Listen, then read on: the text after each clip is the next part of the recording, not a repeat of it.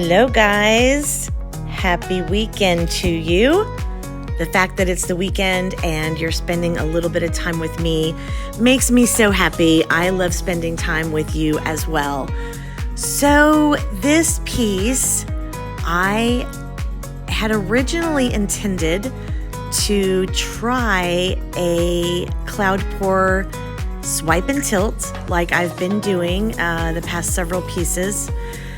And when I mixed up these paints, this wasn't a palette that I've ever tried, and the colors just looked kind of cool, and I thought, you know what, let's try them. But in the back of my mind, I'm thinking these really are not any of the brands that I have found to be reactive to this particular technique. But I really loved these colors and I wanted to see how they would play together. So, despite my misgivings, I am marching forward and I'm gonna experiment and I'm gonna see if I can get it to work, which, spoiler alert, I don't. Fortunately, however, I had a plan B and you will see what that is. Stay tuned.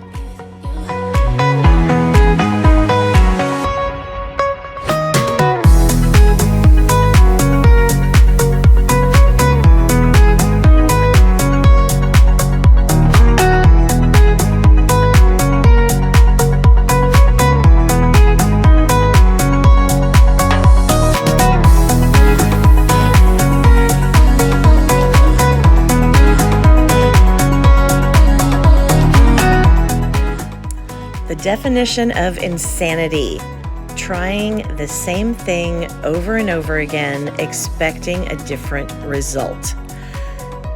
That thought came into my head about midway through this second swipe, but no, I'm gonna swipe it again, and as you can see, these paints are not reacting the way that they should for this technique. And I, like I said, figured that they wouldn't. So, standing right next to me, waiting to be used, was my trusty little Brita blow dryer. And I can't wait for you to see what happens.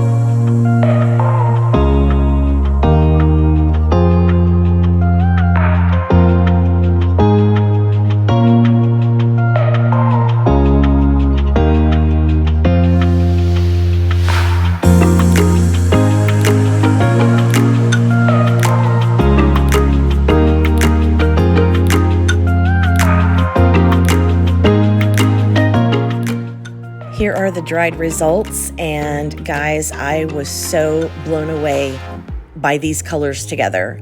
And if you'll look and watch, there are a couple that are shifting. The two that I used from Pebeo and the Treasure Gold from Folk Art, the antique copper.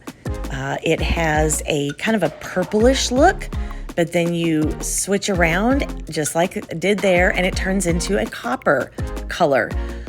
I never would have guessed these colors would be this gorgeous together. And I'm so glad I kind of stepped outside of the comfort zone, got out of the box, and tried a new palette.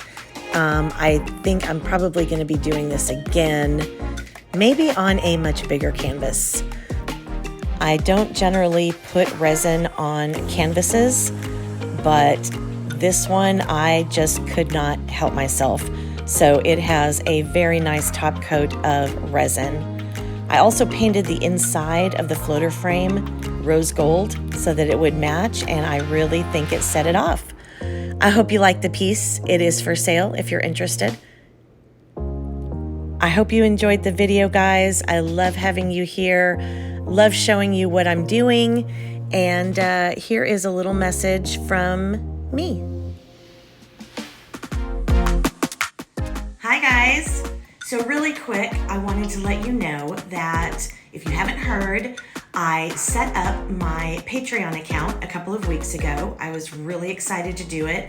Have been wanting to do it for a while, and finally got the courage with some encouragement from a good friend. So I want to give a shout out to my patrons so far, Kathleen, Barbie, Janice, and Heather. Thank you guys so much for joining me. If you get a chance, go to the link in my description and take a look. It's just a really great way to get some behind the scenes looks at what I'm doing. I don't necessarily put out everything on my YouTube channel. So tips, tricks, failures, what to do, what not to do, and all kinds of fun stuff and in my Patreon account. So take a look if you get a chance. I would appreciate it.